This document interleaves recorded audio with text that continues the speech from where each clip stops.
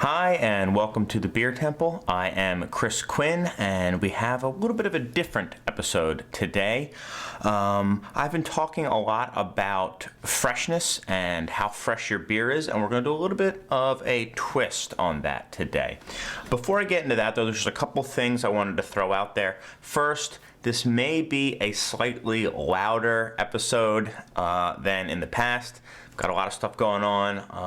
My upstairs neighbors, I think, are like sewing or something. I hear like a sewing machine going on, and also Margaret's cooking dinner in the room right over there. So might be some sounds. I apologize if the audio quality isn't up to par, but I think it'll be just fine. Second issue is I wanted to give a shout out to Mike from Moscow. He has left a 5-star review on iTunes. Thank you, Mike. And I think Mike, and maybe you can leave a comment if this is the case. Mike's a longtime viewer of the show.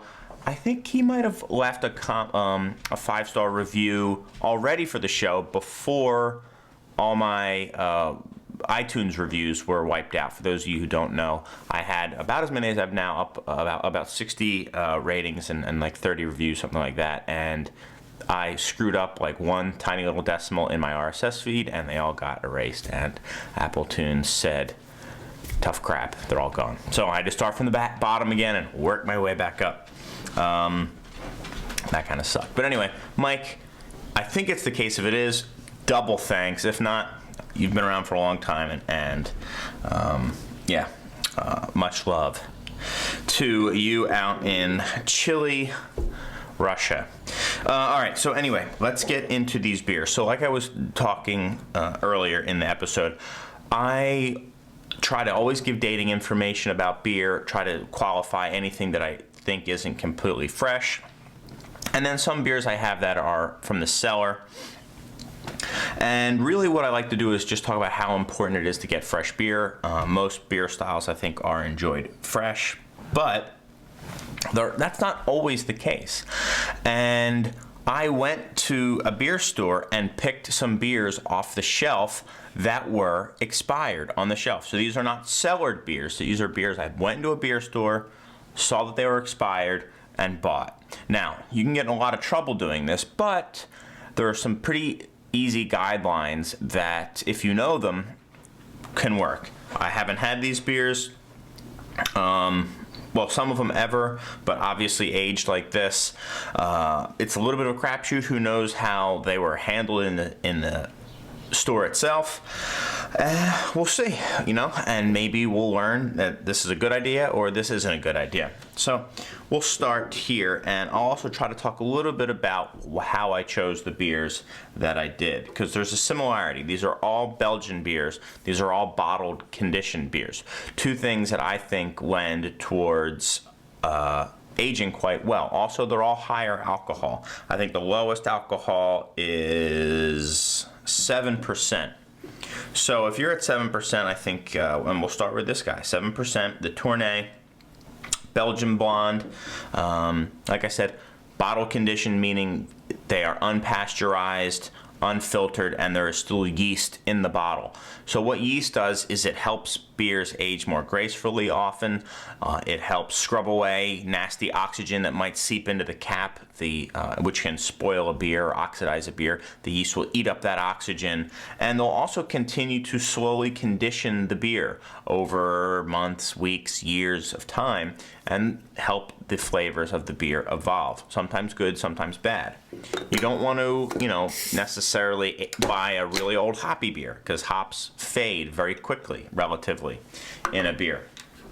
But these Belgian styles are much more yeast driven typically. So if these are bottle conditioned, they've been sitting on the yeast for a long time, they have higher alcohol. Higher alcohol beers tend to age better than lower alcohol beers. So I just kind of picked some elements that I thought could work and just found some old beer and bought it. So this beer expired, quote unquote.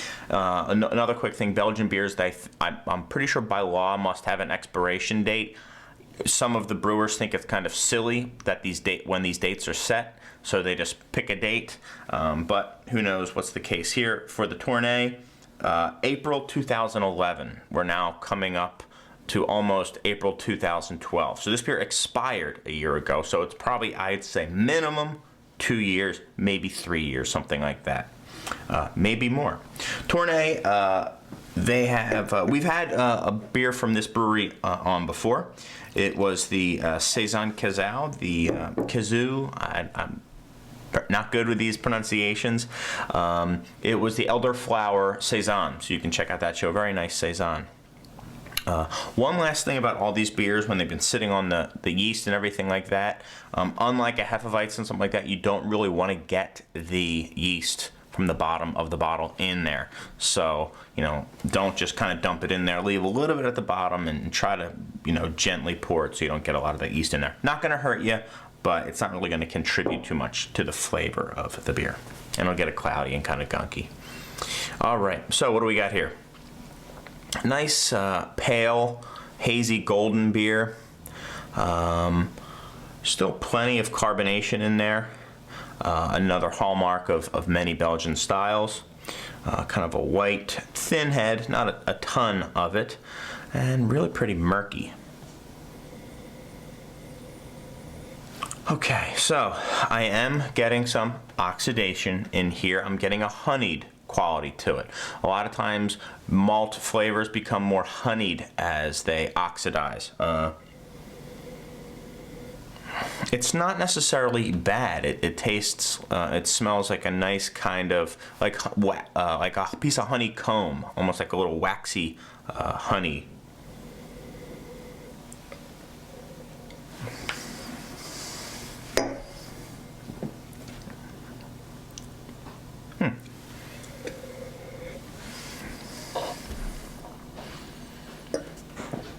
All right, so quite a bit of carbonation in this beer. It is oxidized in terms of there is that honey quality. It's also got some kind of like spicy, peppery yeast notes as well. Not a lot of hop presence, but still, quite drinkable. Is this beer a little bit past its prime? Maybe. Sometimes beers can also go into kind of awkward phases as well. They kind of go up and then down and up and down, and maybe I'm catching it at a down moment. Maybe this beer's just been around for too long. Who knows? It's really not a bad beer. It's got really nice Belgian character to it.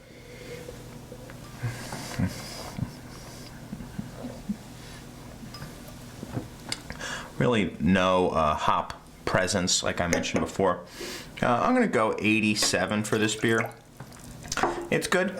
I think it would certainly be, acceptable, but, if I had to grab a fresh one or one that's, maybe 3 years old, something like that, I would probably go fresh. So, pretty good from Tournai. I've also had this beer fresh, and I liked it more, I can just tell you. All right, or fresher, I should say. Moving on to the Toria Triple. Also imported by 12% Imports. They specialize in a lot of farmhouse or small in general breweries. This is certainly one here, and this is their Toria Triple. I had this one when fresh years ago, and it was quite hoppy. I think my notes were reminding me of a hoppy Duvel. So this is an 8.5% beer, and this just went out of code last month. So not quite as old as the Tournai. Alright. There we go. Tons of carbonation in this beer. Just poured a little bit into it, and it's got that really nice sudsy white foam. Much more of a yellow character, like a straw character. Again, a little hazy in there. So I'm getting more of a floral aspect to this beer. Nice, certainly no honeyed notes at all. This beer has not oxidized from what I can tell on the nose. It's got nice, mild, almost like a pear flavor to it. lighter fruit, maybe apple skin, pear, and flowers. No real hop presence, which is, when I drank this fresh, it was quite bitter. I remember it being. Let's see if you can hear that. That's the what's it called? Sewing machine. If you can't hear it, then I'm talking at nothing.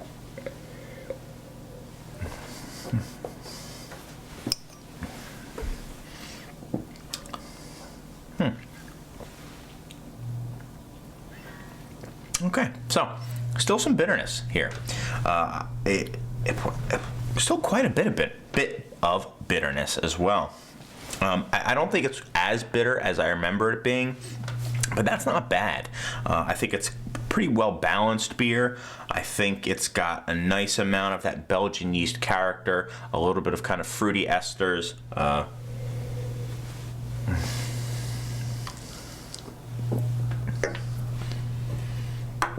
Yeah, nice light, kind of bright, good for like warmer weather or kind of lighter food like fish or salad or something like that. And the bitterness makes it kind of quenching as well. The hops have definitely held up here, especially for a Belgian style, which you're not going to get a lot of hops out of. I said before these weren't hoppy styles, and everything I'm talking about, when I say bitter, I'm saying bitter for a Belgian ale. Certainly not bitter for an American pale ale or anything like that. There is a bit of like a astringent, or not astringent, almost like a bit of like a hard or metallic or chemical presence to that bitterness. It's not the most clean bitterness I've ever had, but overall this is a good beer. I'm going to go a little higher than the Tournai. I'm going to go 89 for the Toria Triple. Certainly a solid beer and one that is worth drinking. So, cool. All right, interesting. So I'm going to give in fact, I'm going to do a little revisionist history. I'm going to give the Tournai, honestly, I'm going to go a little bit lower. I'm probably going to go 85, and then I'll go 89 with this, because this is quite good, but I wouldn't put it quite into that 90 range yet. So, the Capital, this is from the Watu Brewery, I believe is what it's called. Don't hold me to it. Oh no, Van Eyck. Okay, small family brewery in Belgium. What I know them for is a wonderful light hoppy beer called Poppering Hamel beer.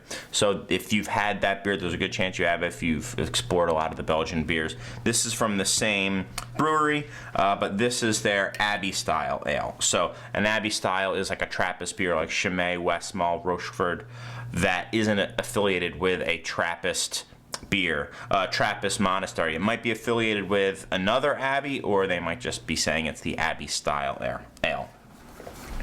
This beer is a whopping 9%. This is their Prior, and it expired October of last year. It is now coming towards the end of March. So, 9%, I think we're not going to have any problem with this one. In fact, I put them in order of how I think I was guessing they were going to taste, so we'll see. Okay. Much, much darker, almost like a plum-colored beer with some nice red hues to it, off-white, like tannish head, and more clear than the others, too. Yeah, really nice-looking beer. Okay, so I'm getting a nice grainy dried fruit flavor from this, a little bit of caramel and toffee. No real signs of oxidation. I might be getting a hint of some, but not really in a negative way. More of like in a I don't know, like a vinous kind of quality, more wine-like, which is certainly nice. And definitely that grain as well. That concerns me a little bit, that grainy flavor. Who knows? I mean, it might have been adverse conditions in the store, stuff like that. But we'll see. Maybe it tastes wonderful.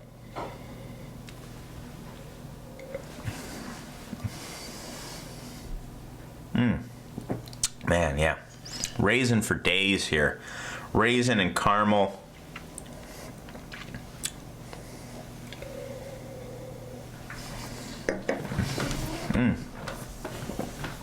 Hides that booze pretty well for 9%. That's a big beer. It definitely has some of those tawny port-like qualities to it, which does come with a little bit of age. It has, I do get a hint of that grain, which I'm not really in favor of, but overall, I think this is a very nice beer. Will go wonderful with food as well, and certainly not a bad beer. I think this could age even further. Ideally, you'd probably want to get it a little fresher and then put it in your own cellar where you can kind of control a little bit more than sitting on the shelf of a store for years. But overall, I'm definitely pleased with this beer. In terms of dollars for all these, geez, guys, I'm gonna have to go and I'll put it up on the graphics so I don't quite remember. But for a score, I'm gonna go 89 for this one as well. I think these both were solid, very different styles of Belgian beer, much more of a light blonde, easy, refreshing beer. This as more of kind of to go with your entree and a food accompanying beer. But both very good. Tournai, I think, is a little past its prime. Maybe we're just asking too much of it. It also seems to be the oldest beer, potentially as well. But there you go. I just wanted to do a little experimentation, really for myself, and why not include you guys in and say, hey, can you pull some stuff off the shelf that is past its best buy date and have it taste great? And I think more or less my answer is yes. I certainly think we could have had some stinkers here potentially, and I think we could have maybe gotten something great. Who knows? I think we're pretty much right in the middle here, but hey, 289-point beers is not bad. And you know, one of them was just a little bit bad. And if all three of them had been great, I would have been surprised, honestly. But that is about it. Thanks so much again for watching the show. If you have any ideas for interesting kind of things for me to discuss, I always appreciate that. You can drop me a line at info@beertemple.com or just hit me up on Facebook, Twitter, anything like that. Or just leave a comment to the show. You can say hi to Mike from Moscow. But anyway, guys, I've got some pretty old beers to drink, but pretty good beer to drink, and hopefully you do too.